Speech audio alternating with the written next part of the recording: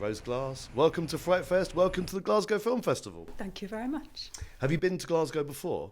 No, never. First trip. Oh, really? Yeah, I've been wanting to come What are you for making of it ages. so far? Oh, I love it. I mean, I've only got here yesterday, but I've had a little chance to wander around a bit. So this morning I walked up to the necropolis and checked that out in the cathedral, which is very beautiful.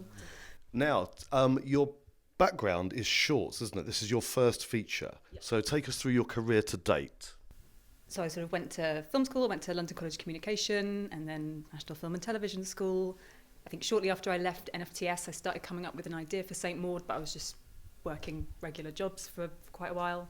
A couple of years later, managed to get it into development with Film 4, and then at one point I had another thing in development as well, so I had a couple of things, but that fell through.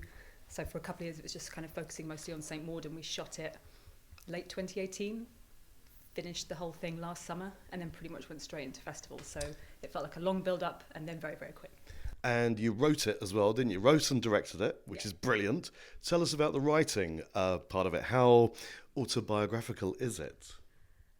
Oh, entirely. Entirely autobiographical. No, it's not hugely, to be honest. I mean, probably the same as with any writer, you end up putting a lot of your own thoughts and feelings into it, but told through quite a, skewed, exaggerated kind of lens. It's like an amalgamation of lots of stuff that I'm interested in, I guess, but no, I've never worked as a nurse or Right, that kind good. of thing. Or done, You haven't experienced those things. No, I haven't done the things she's done, certainly. So. Now, it's a massive worldwide buzz title. I mean, for us here at Frightfest, it's the film that everybody wants to see, and the reaction to the film worldwide so far, the people that have seen it, has been extraordinary, hasn't it? So, with no spoilers, or as spoiler free as possible, tell people about the film. Well, so I guess the sort of basic premise of the film is it's like a psychological horror film about this young woman called Maud, who's a live-in carer, and she's a devout Christian, and she's got a very intense, quite unusual relationship with God, and she kind of thinks that she's in direct communication with him. She goes to work for her newest patient, Amanda, who's this retired dancer living in this weird secluded house by the sea, and Maud gets it into her head that God has sent her there for the specific purpose of saving Amanda's soul before she dies. So she embarks on that mission, and the film kind of charts the relationship between the two of them, and things happen. Things take a strange turn. And the cast is extraordinary. Take us through the leads especially. Yeah, so Maud's played by Maud Clark. She's brilliant, and she's starting to pop up in loads of stuff at the moment. She's phenomenal.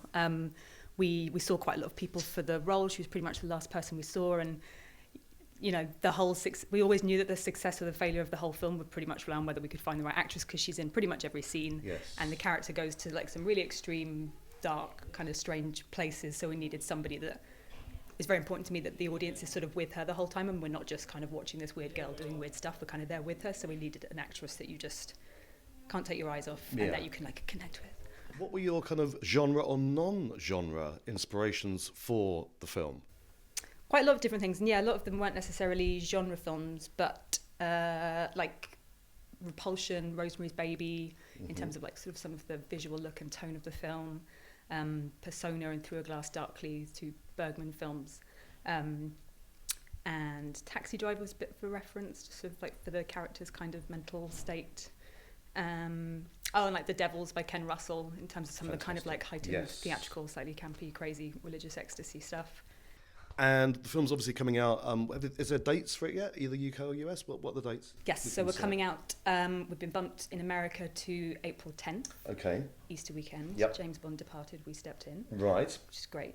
And UK 1st of May. Nice. And what are you going to do next? Are you going to stay within genre or not?